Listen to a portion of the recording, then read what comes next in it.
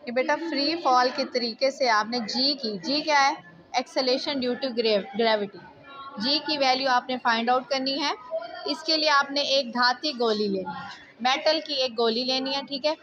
उसको आप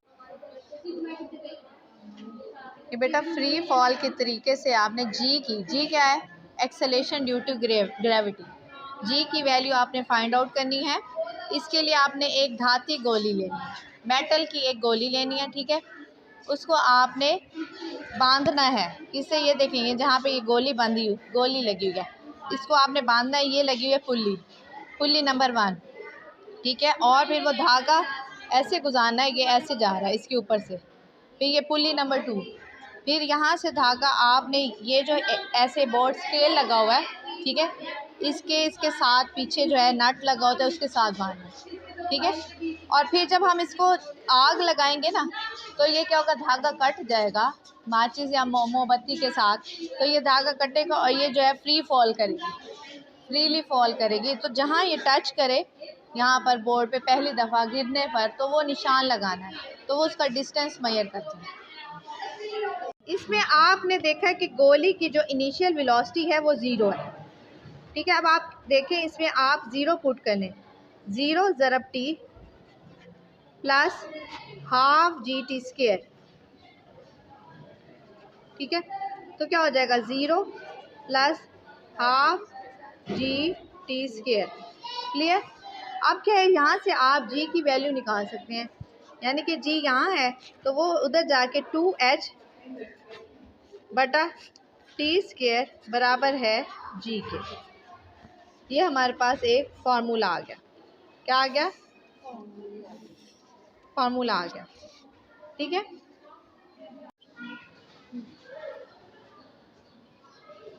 ठीक है, ये हमारा इस तरह से फार्मूला आया, ठीक है। इसमें आपने पुट किया T/4 का होल स्क्वायर। जब आपने इसका स्क्वायर खोला तो ये ऊपर 16 16 दूना 32 h बटा T²। ये हमारा बन गया जी का formula, acceleration due to gravity. Fall apparatus सामान देखें, आपको क्या चाहिए, फ्री फॉल अपरेटस। ये जो है लकड़ी का जो बना हुआ है, इसको हम बोलते हैं फ्री फॉल अपरेटस, क्योंकि इसमें क्या है, गोली जो है जैसे ही आप मोमबत्ती लेके जाएंगे जली हुई, तो ये गोली धागे पे जैसे लगाएंगे तो ये गिर जाएगी, तो फ्रीली फॉल करेगी और ये जो इसका पेंडोलम है ये छूट जाएगा, आज़ाद हो जाएगा और ये क्या अपनी ऑसिलेशन कंप्लीट करेगा, ठीक है। इसमें मीटर रॉड चाहिए आपको, यानी डिस्टेंस मेजर करने के लिए। स्टॉप वॉच चाहिए टाइम नोट करने के लिए कि कितना टाइम लगा उसे यहाँ से गोली को यहाँ तक पहुँचने के लिए। मोमबत्ती चाहिए, धाती गोली यानी मेटल की बनी हुई कोई भी गोली, ठीक है। और माचिस चाहिए, क्लियर। ये आपका है सामान। अब तरीका क्या है, फ्री फॉल अपरेटर्स को टेबल या हमवार सतह पर रखें, यानी कि बिल्कुल जो आपका जो टेबल दिया जाएगा वो प्लेन सरफेस हो, ये ना ऊंचे नीचे उसमें गड़े ना हो, ताकि वो बिल्कुल सीधा है। या फिर आप ज़मीन पर भी रख सकते हैं। तवाज़ुन पेच के ज़रिए इस तरह एडजस्ट की जा सकती है। नीचे उसके पेचेस लगे हुए हैं, ठीक है, उसके साथ आपने क्या करना है, शाकूल की मदद से अपरेटर्स को अमूदन एडजस्ट करना है। शाकूल क्या है, एक पेंडुलम टाइप होता है, उससे आपने क्या करना है, सीधा एडजस्ट करना है। बस आप नीचे स्क्रूज़ हैं, जैसे कि ये डायग्राम में दिखाया ना, इसके स्क्रूज़ आपने कस लेने हैं, ठीक है, ताकि ये अच्छी तरह बिल्कुल बैलेंस हो जाए, ये हिले ना अपरेटर। इसके नीचे स्क्रूज़ को ना अच्छी तरह एडजस्ट कर लें, कस कर लें। फिर उसके बाद पुलियाँ मैंने आपको दिखाई थी, P1 और P2 पुली, ठीक है। पुली नंबर 1, पुली नंबर 2 आज़ादाना मुतहरिक होनी चाहिए, यानी कि जंग आलूद नहीं होनी चाहिए। अगर जंग लगा हुआ है तो उस पर ऑयल वगैरह कुछ लगा के उसे जंग आलूद कर लें, जंग से बचा लें, ठीक है, जंग आलूद अगर हैं तो। लकड़ी की बार आर की अमूदी बोर्ड से टच नहीं करनी चाहिए, और लकड़ी की बार को मुत्तिश करके चेक कर लें कि इसमें रगड़ की कुव्वत ना हो, यानी कि वो जो हमने धागे के साथ खींच लिया ना, तो वो कह रहे हैं ये बार जो है इसे चेक कर लें कि ये हिल सकता है या नहीं, घूम फिर सकता, क्योंकि यहाँ से वो पेज के साथ कनेक्टेड है और ये सिरा उसका आज़ाद है, तो इसे चेक कर लें छोड़ कर के ये घूमता है या नहीं, या उसके साथ फिक्स तो नहीं हो रहा है, रगड़ की कुव्वत तो बीच में नहीं है, ठीक है। लकड़ी की बार जो कि तकरीबन 1 मिलीमीटर लंबी होती है, इसे फासले एस तक लाकर छोड़ दिया जाए, या ज़दाना अताश करेगी। बार इस तरह सेट होनी चाहिए कि ये छोटे हिते के साथ इरताज करें, यानी थोड़ा थोड़ा ये घूमे। आपके लकड़ी की बार RQ का आज़ादाना हरकत करते हुए स्टॉप वॉच की मदद से 10 वाइब्रेशंस का टाइम 2 मरतबा नोट करके उस टाइम निकालें। आप इसकी 10 टाइम उसकी वाइब्रेशंस नोट करें। स्टॉप वॉच हाथ में पकड़ें और उसे थोड़ा सा आगे लकड़ी की बार को खींच के छोड़ दें। वो 10 चक्कर मुकम्मल करें तो टाइम नोट करें। इसी तरह 2-3 दफ़ा करें, ठीक है। फिर इसका औसत वक्त को 10 पर तकसीम करके अरताश का वक्त निकालें। अगर 10 वाइब्रेशंस का टाइम 10 दफ़ा नोट किया तो फिर डिवाइडेड बाय 10 होगा, ठीक है। 3 दफ़ा होता तो डिवाइडेड बाय 3 होता। ये टाइम पीरियड होगा। क्या होगा हमारा? Time period. लकड़ी की बार का टाइम पीरियड होगा। बार के निचले हिस्से पर सफ़ेद कागज़ लगाएं या चाक से बार के निचले हिस्से पर सफ़ेद निशान लगाएं। यानी कि इसके नीचे वाले हिस्से पर आप वाइट कागज़ लगा सकते हैं या फिर चौक की मदद से निशान लगा सकते हैं। अब ये क्यों लगाया ये भी आपको बताते हैं। जैसे आप छोड़ेंगे उसको, धागे को मोम से जलाएंगे मोमबत्ती से, तो वो जैसे ही टच करे तो वो काला सा निशान आ जाएगा उस कागज़ के ऊपर। तो पता लग जाएगा कि गोली किस पॉइंट पे टच हुई है। वो ब्लैक होगा। हाँ, जब आप धागे को वो करोगे ना, वो काला वो निशान छोड़ जाएगी। जहाँ टच करेगी ना तो निशान छोड़ जाएगी। अच्छा जी, हुक W पर धागा बांधें और धागे को दोनों पुलियों से गुजारें, जबकि धागे के सिरे पर धाती गोला बांधकर गोले की इब्तदाई पोजीशन नोट करें। देखें कि आपकी जो गोली है वो किस पोजीशन पर खड़ी है, इसकी पोजीशन नोट कर लें, ठीक है। यहाँ उसे भी कोई पॉइंट लगा दें चौक से या किसी भी चीज़ से कि ये यहाँ पे मौजूद है गोली।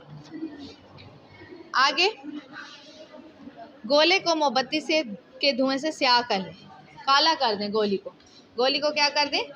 स्याह कर दें।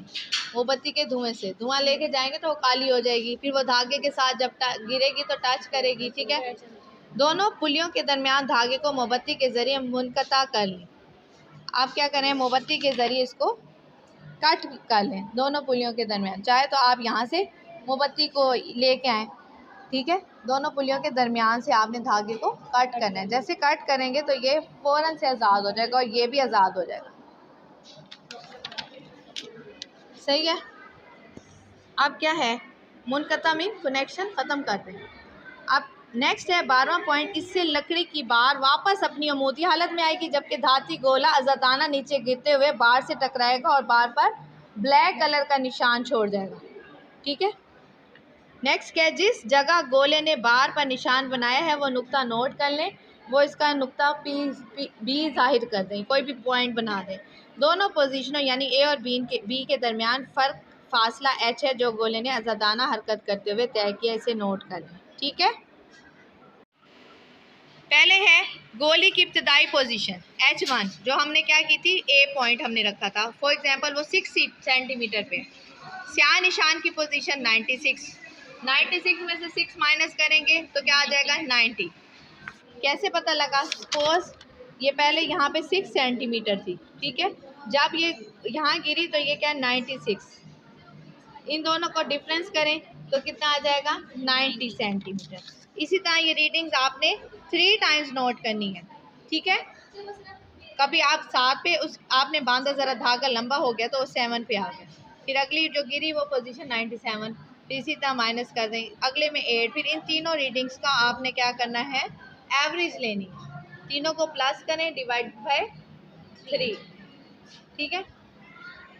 नेक्स्ट ये जो ऑसिलेशंस आपने बार की कैलकुलेट की थी, जो आपने स्टॉप वॉच के ज़रिए, वो 17 सेकंड आई है। हमने 3 टाइम नोट की हैं तो ये 17 है। उसका औसत वक्त निकाला, 3 पे डिवाइड किया, 17 है। टाइम पीरियड कैसे निकला? जो 17 है उसको 10 से डिवाइड कर लें तो आपका 1.7 सेकंड आ गया। जी की कीमत जो आपने फार्मूला स्टार्ट में निकाला था, ठीक है, VI को 0 पुट करके, तो और टाइम पीरियड भी लिख के ऑसिलेशन T/4 करके, तो ये हमारा निकला था 32H/T²। उसमें हमने वैल्यूज़ पुट की तो ये सारी ये सेंटीमीटर पर स्क्वायर में उसे मीटर में कन्वर्ट किया तो आंसर आया 10 मीटर पर सेकंड स्क्वायर, जो कि जी की एक्चुअल वैल्यू भी यही है। अगर आपका आंसर 9.8 आ रहा है या 9.9 मीटर पर सेकंड स्क्वायर आ रहा है तो वो भी सही है। तो फर्स्ट नतीजा आपने क्या लिखना है? नतीजे के भी नंबर होते हैं। फर्स्ट ग्रेविटेशनल एक्सेलेरेशन की जी की वैल्यू जो है वो 10 मीटर पर सेकंड स्क्वायर है। तो ये आपका प्रैक्टिकल डन हो गया।